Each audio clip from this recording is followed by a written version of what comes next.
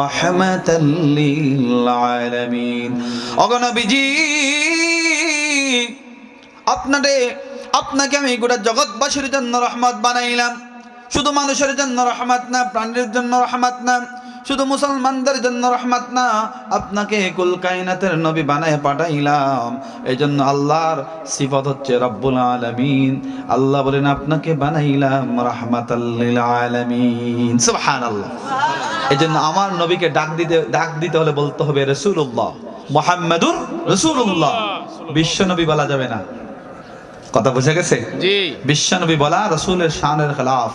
বিশ্ব বলতে একটা বোঝায়, একটা ইউনিভার্স।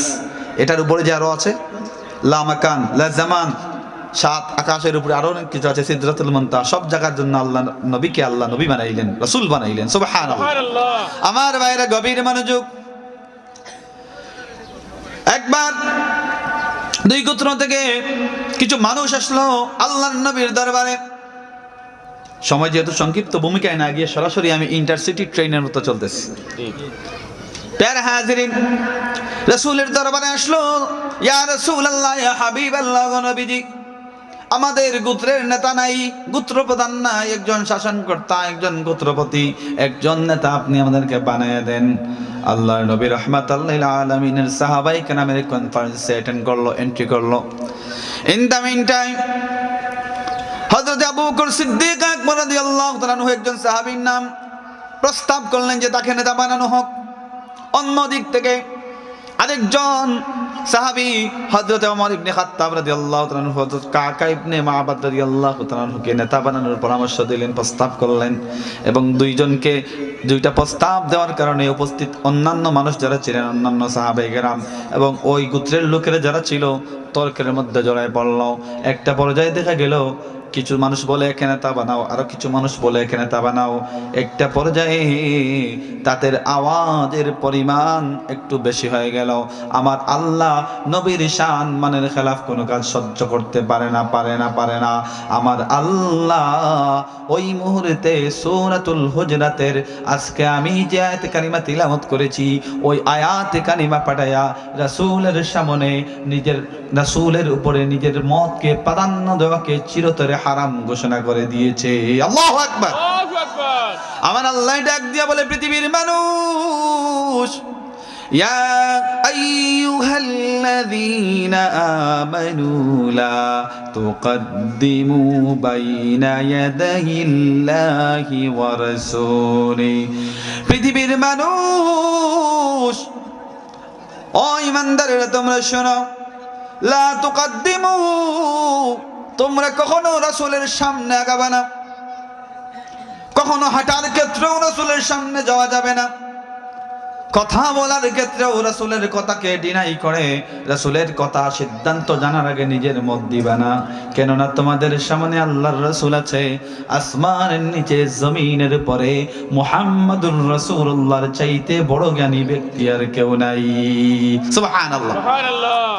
আল্লাহর নবী বলেন, আমার সাহাবীরা, লাইসা কামিসলিহি শাই, আমার মতো কে আছে? আমার মতো আর কেউ নাই। আল্লাহর সাথে কাউকে শরীক করলে এটা হয় শিরিক। মুহাম্মাদুর রাসূলুল্লাহর সাথে অন্য কাউকে শরীক করলে, তুলনা করলে এটা কুফর, ঈমান চলে যায়, ঈমান তালাক হয়ে যায়। এই জন্য আমার নবীর সাথে অন্য কোনো নবীকেও তুলনা করা যাবে না। আমার নবীর সাথে কোনো সাধারণ মানুষের তুলনা হয় না। আল্লাহ রাব্বুল আলামিন কোরআনুল কারীমে অনেক জায়গায় রাসূলের সম্মান আলোচনা করেন।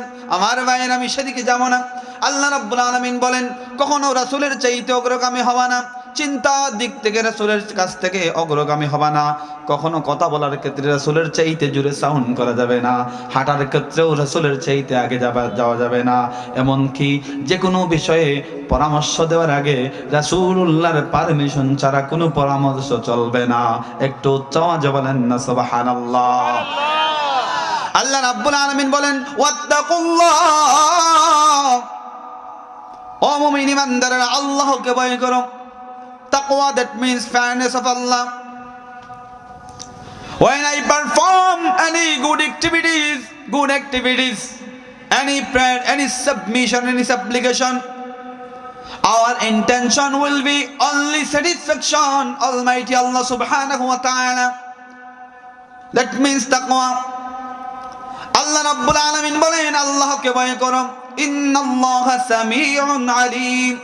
নিঃসন্দেহে তোমরা যা বলো, তোমরা যা করো, অন্তরের ভিতরে যা বাসনা লালন করো, সব কিছু সম্পর্কে আমার আল্লাহ সবচেয়ে ভালো জানে।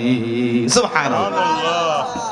শুধু তাই না, আল্লাহ রাব্বুল আলামিন বলেন ও মুমিন ইমানদারেরা, রাসূলুল্লাহর পারমিশন না নিয়ে সিদ্ধান্ত দিয়ে দিলাম অমুককে নেতা বানাও, অমুককে নেতা বানাও, এটা করা যাবে না।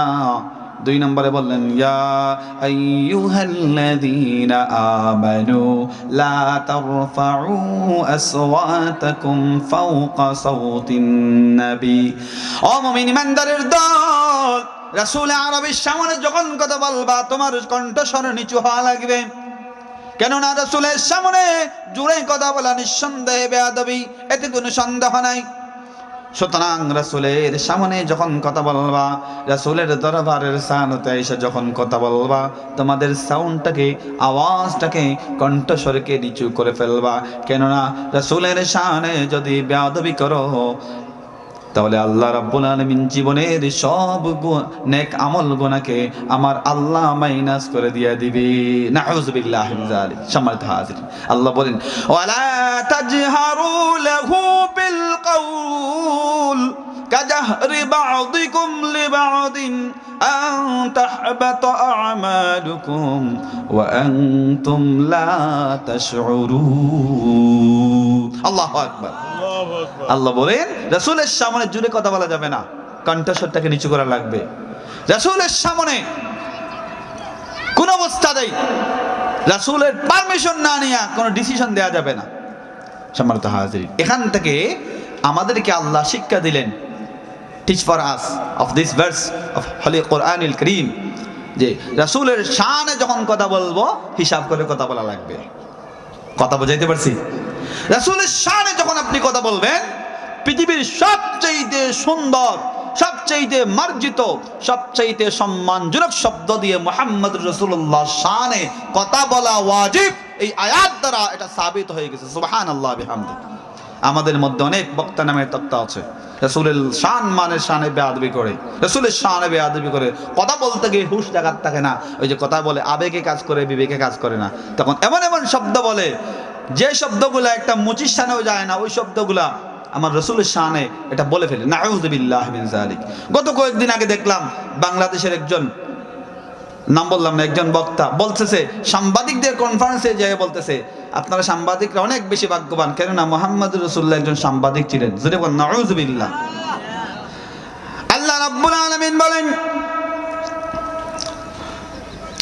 وما أرسلناك إلا كافة للناس بشيرا ونذيرا يا رسول الله يا حبيب الله ওগো মায়ের নবীজি, আপনাকে আমি সুসংবাদ প্রদানকারী বানায় পাঠিয়েছি, এমনকি আপনাকে মানুষকে জাহান্নামের আযাব সম্পর্কে বইভীতি প্রদর্শনকারী বানায় পৃথিবীর জমিনে পাঠাইছি। আল্লাহু আকবার। সে বলতেছে নবিয়ুন মানে সাংবাদিক। নাউযুবিল্লাহি মিন যালিক। নাবিয়ুন মানে হচ্ছে আল্লাহ প্রদত্ত সংবাদের বাহক, আল্লাহ প্রদত্ত সংবাদ গ্রহণ করে মানুষের কাছে যিনি পৌঁছে দেন তাকে বলা হয় নবী। সুবহানাল্লাহ বিহামদি। আর সাংবাদিকের ইংরেজি ফর্ম হচ্ছে জার্নালিস্ট। সাংবাদিকতা পেশাকে বলা হয় জার্নালিজম। জার্নালিজম মানে হচ্ছে মানুষের সংবাদ মানুষের কাছে পৌঁছে দেয়া, মানুষের সংবাদ মানুষের কাছে পৌঁছে দেয়া, এমনকি ওই সংবাদ সত্য হতে পারে, মিথ্যা হতে পারে, বানোয়াট হতে পারে, কাউকে বাস দেওয়া হতে পারে, কারো ইজ্জত হানি হতে পারে। এরকম সংবাদও পত্রিকায়, নিউজে প্রমাণ হয়, প্রচারিত হয় কি হয় না? হয়। সুতরাং নবীর শান আজমতকে সাধারণ সাংবাদিকের সাথে তুলনা করা চূড়ান্ত পর্যায়ের কুফরি, এতে কোনো সন্দেহ নাই। সুতরাং যেই ব্যক্তি বলবে নবী সাংবাদিক ছিলেন, এটা বলার কারণে তার ঈমান চলে গেছে, নতুন করে কালিমা পড়ে মুসলমান হওয়া লাগবে। কথা কোন ঠিক না বেটি? প্যারা হাজরিন, আল্লাহ রাব্বুল আলামিন অন্য আয়াতের মধ্যে বলেন, পৃথিবীর মানুষেরা তোমরা শোনো, মক্কার মুনাফিক সম্প্রদায় এবং কাফিররা আমার নবীকে ঠাট্টা বিদ্রুপ করে, আমার নবী হুজরা মুবারকের ওদিকে যাওয়ার সময় ডাক দিত, ইয়া মুহাম্মদ, ইয়া মুহাম্মদ, ইয়া মুহাম্মদ বলে ডাক দিত। আল্লাহর নবী রাহমাতাল লিল আলামিন কখনো তাদেরকে বদুয়া দেন না এই বেয়াদবির কারণে। কিন্তু আল্লাহ রাব্বুল আলামিন সহ্য না করে কোরআনুল কারীমের আয়াত নাযিল করে দিয়া বলেন, পৃথিবীর মানুষেরা তোমরা শোনো, লা তাজআলু দুআ আর রাসূল বাইনাকুম কা দুআই বা'দিকুম বা'দা। পৃথিবীর মানুষ তোমরা শোনো, নিজেরা নিজেদেরকে যেভাবে ডাকো, আব্দুল করিম, আব্দুল সামার, আব্দুল গফফার, এদিকে আসো, আমার নবীকে তোমরা এভাবে ডাক দিবা না। কেননা মুহাম্মদুর রাসূলুল্লাহর মতো সম্মানী বান্দা, সম্মানী রাসূল পৃথিবীর জমিনে আর কেউ নাই। মুহাম্মদুর রাসূলুল্লাহর ইজ্জত, হরমত, আজমত এত আকাশচুম্বী। গোটা পৃথিবীর সকল মানুষের ইজ্জত, সকল নবীদের ইজ্জত এক পাল্লায় তোলা হলে মুহাম্মদুর রাসূলুল্লাহর সমান কখনো হবে না। সুবহানাল্লাহ। আল্লাহ নিষেধ করে দিলেন, বাইনাকুম কা দুআই বা'দিকুম বা'দা, তোমরা নিজেরা যেভাবে নিজেদেরকে ডাকো আমার নবীকে এভাবে ডাকবা না। ইয়া মুহাম্মদ বলবা না, বলবা ইয়া রাসূলুল্লাহ, ইয়া হাবিবাল্লাহ, হে আল্লাহর রাসূল, সুবহানাল্লাহ বিহামদি। আর কিছু মানুষ আমার নবীকে বলতো রাঈনা, ইয়া মুহাম্মদ রাঈনা। আল্লাহ এটাও নিষেধ করে দিলেন, বললেন ইয়া আইয়ুহাল্লাযীনা আমানু লা তাকুলু রাঈনা ওয়া কুলু ইনজুরনা ওয়াসমাউ। তোমরা আমার নবীকে রাঈনা বলবা না, রাখাল বলবা না, তোমরা বলবা ওয়া কুলু ইনজুরনা ওয়াসমাউ। হে আল্লাহর রাসূল, অত্যন্ত মায়ার দৃষ্টিতে আমাদের দিকে একটু দৃষ্টিপাত করুন। সুবহানাল্লাহ বিহামদি। আল্লাহ কোরআনুল কারীমে অসংখ্য অগণিত জায়গায় রাসূলের ইজ্জত সম্মানের আলোচনা করেছেন, আমাদেরকে শিক্ষা দিয়েছেন। রাসূলের শানে যখন কথা বলবা হিসাব করে করে বলবা, একটু এদিক সেদিক হবে আনতাহবাতা আমালুকুম ওয়া আনতুম লা তাশউরুন, জীবনের সব নেক আমল ধ্বংস হয়ে যাবে। সম্মানিত হাজিরিন, এই আয়াত সূরা হুজরাতের প্রথম দুই আয়াত নাজিল হওয়ার পরে আল্লামা ইবনে কাসির রাহমাতুল্লাহি আলাইহি তাফসীরে ইবনে কাসিরের মধ্যে লিখেন, তাফসীরে মাজহারির মধ্যে আসছে, তাফসীরে ইবনে কাসিরের মধ্যে আসছে, এই আয়াত নাযিল হওয়ার পরে হযরত ওমর ইবনে খাত্তাব রাদিয়াল্লাহু তাআলা অত্যন্ত সাউন্ড একেবারে নিচু করে দিলেন, কখন জানি রাসূলের শানে বেয়াদবি হয়ে যায়। আবু হুরায়রা রাদিয়াল্লাহু তাআলা আনহুর হাদিস যে এই আয়াতে কারিমা অবতীর্ণ হওয়ার পরে হযরত ওমরকে কোনো কিছু জিজ্ঞেস করলে তিনি এত আস্তে উত্তর দিতেন, পুনরায় আবার তাকে জিজ্ঞেস করে জানতে হতো তিনি কি বলেছেন। সুবহানাল্লাহি বিহামদি। এটা হচ্ছে আদব, শানের রিসালাতের আদব। রাসূলুল্লাহ যখন কোনো সাহাবীকে প্রশ্ন করতেন, তোমরা কি জানো এই কাজটা কি, তোমরা কি জানো ইসলামের সর্বাধিক সম্মানিত ব্যক্তিকে, উত্তর জানার পরও সাহাবায়ে কেরাম আজমাইন উত্তর দিতেন না, বলতেন আল্লাহু ওয়া রাসূলুহু আলামু, ইয়া রাসূলুল্লাহ আমরা জানি না, আল্লাহ এবং তার রাসূল সবচেয়ে বেশি ভালো জানেন। সুবহানাল্লাহ বিহামদি। সম্মানিত হাজিরিন, এবার আসি আমার রাসূলুল্লাহ সাহাবায়ে কেরাম আজমাইনদের শান মান। রাসূলুল্লাহ শানে বেয়াদবি করলে যেমন ঈমান যায়, সাহাবায়ে কেরাম আজমাইনের শানে বেয়াদবি করলে, তাদের শানে গুস্তাখি করলে, তাদেরকে কটু কথা বললে, তাদের সমালোচনা করলে, তাদের দুষ্টুটি খুঁজে বের করলে, এটাও ঈমান যাওয়ার অন্যতম কারণ। জোরে বলেন নাউযুবিল্লাহ।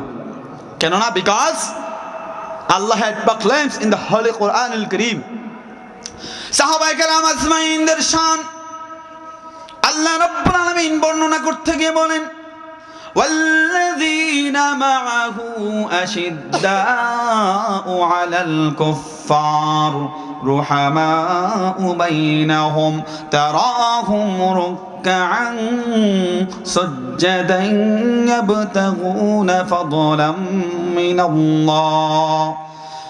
পৃথিবীর মানুষেরা তোমরা শোনো, মুহাম্মদ সাল্লাল্লাহু আলাইহি ওয়াসাল্লাম আল্লাহর রাসূল, এতে কোনো সন্দেহ নাই, এবং তার সাহাবায়ে কেরাম এমন অনুপম আদর্শ অন্তরে লালন করে।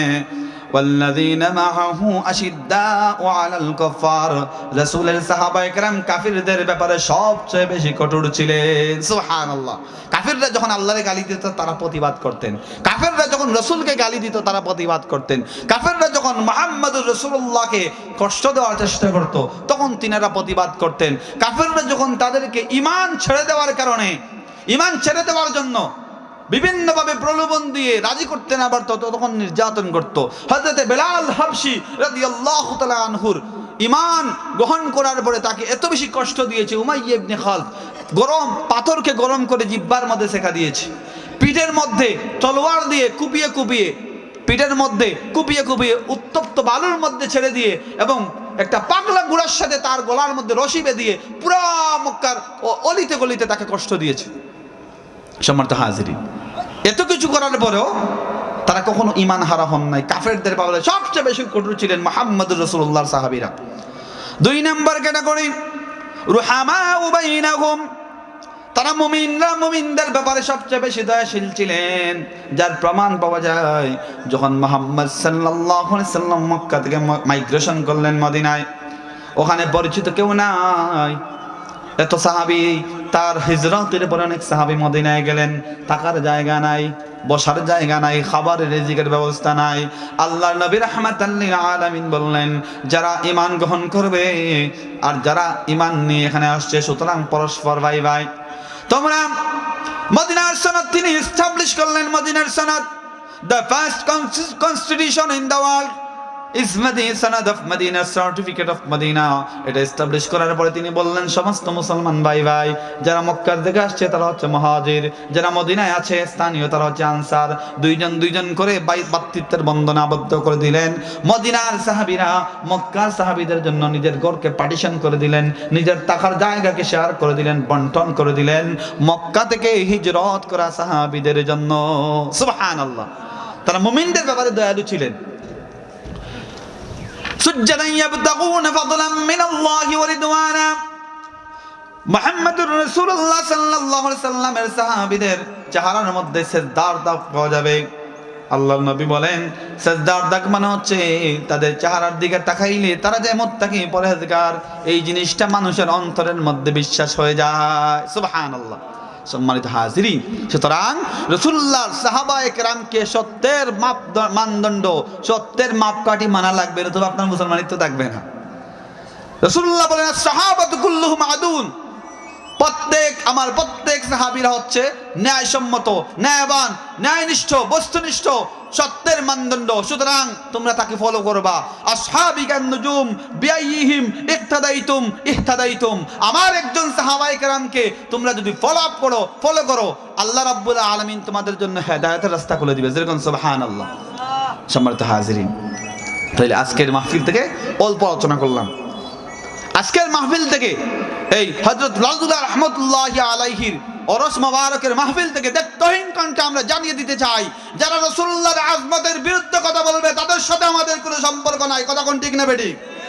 যারা রাসূলুল্লাহর বিরুদ্ধে সমালোচনা করবে, রাসূলুল্লাহর দুষ্টুমি খুঁজে বের করবে, রাসূলুল্লাহ গুনাহ করেছেন, রাসূলুল্লাহ ভুল করেছেন, রাসূলুল্লাহ সাহাবায়ে কেরাম ভুল করেছেন, রাসূলুল্লাহ সাহাবায়ে কেরাম সত্যের মানদণ্ড না, এরা এরকম বক্তব্য যারা দিবে, এইরকম বয়ান যারা করবে, এইরকম স্লোগান যারা দিবে, তাদের সাথে আমাদের কোনো সম্পর্ক নাই এবং তারা যে ঈমান হারা এতে কোনো সন্দেহ নাই। কথা কোন ঠিক না বেঠিক? সম্মানিত হাজিরিন, রাসূলুল্লাহ বলেছেন, আমার সাহাবায়ে কেরামকে অনুসরণ করবে, আমার অনুসরণ হবে, আমার অনুসরণ যারা করবে হাসরের ময়দানে এরা আমার শাফায়াত পাবে। সুতরাং রাসূলুল্লাহ সাহাবায়ে কেরামকে কেউ যদি অসম্মান করে, অশ্রদ্ধা করে, অ্যাবিউজ করে, ব্লেম দেয়, তার ঈমান হারা হবে। হাসরের ময়দানে রাসূলুল্লাহর শাফায়াত তার কপালে জুটবে না। কথা কোন ঠিক না বেঠিক? সম্মানিত হাজিরিন, আমরা এমন একটা পর্যায়ে চলে আসছি, আমাদের ঈমান জ্বলন্ত অঙ্গার হাতে রাখতে যত কষ্ট হয়, ঈমান নিয়ে বেঁচে থাকা তার চাইতে কঠিন হয়ে গেছে। সম্মানিত হাজিরিন,